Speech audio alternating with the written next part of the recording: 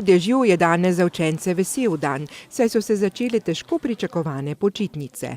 Učenci in učenke so namreč danes prijeli v roke spričevala, po šolah so se vrstile proslave, otroci pa so nekateri resno, drugi pa že bolj veselo razmišljali, kaj bodo počeli med počitnicami.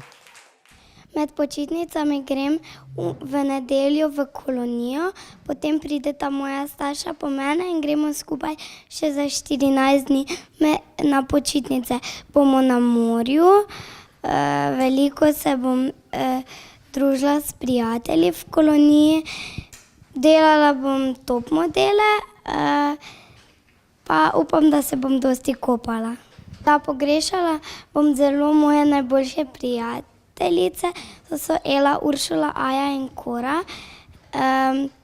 Z mojo sosedo grem na počitnice, to je Hana, in upam, in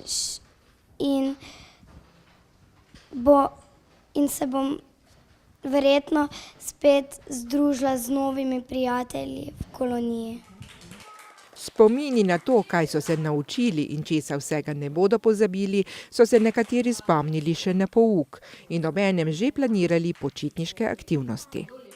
Smo se dosti učili matematike in računali in teste, pa pisanje novih črk, pisanih mi gre kar tekoče, zdaj sem že malo pozabil tiskane od 1. razreda.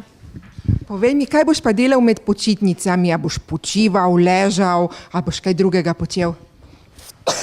Ne, v torek grem že na morje. Za en teden, pol pa grem takoj še na Pelješac za 3 tedne. Nekateri so bili nad svojim uspehom v šoli kar malce presenečeni, a vedo, da so vložili veliko truda in se zato toliko bolj veselijo počitnic. Sem zadovoljna in pač sem presenečena, kako mi je uspelo, ker me v bistvu bilo malo strah, da mi ne bo ratalo. Kaj pa zdaj naprej? Te je strah kaj počitnic? Pač ne, samo zdaj ne vem, kaj bom delala. Boš še naredila načrt verjetno, ne? Kaj pa starši se kaj pomenila, če boste kam šli ali boš se šla kaj kopati? Ponavadi gremo na isti kraj v en kamp, pa babica ima eno hišo na morju in bolj gremo ponavadi tja vsako leto.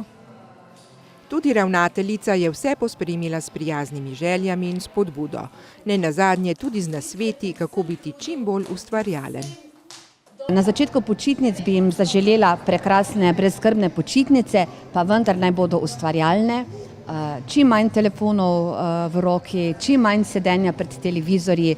Povedali smo jim tudi, da naj grejo na Zvezo prijateljev mladine, v park, na delavnice, skratka naj preživijo čim bolj ustvarjalno in pestro svoj počitniški del. Ja, naj bo ustvarjalno, zabavno, lepo, polno krasnih doživetij. Takšne, kot pač morajo biti počitnice. Pa ne samo počitnice, kar samo življenje.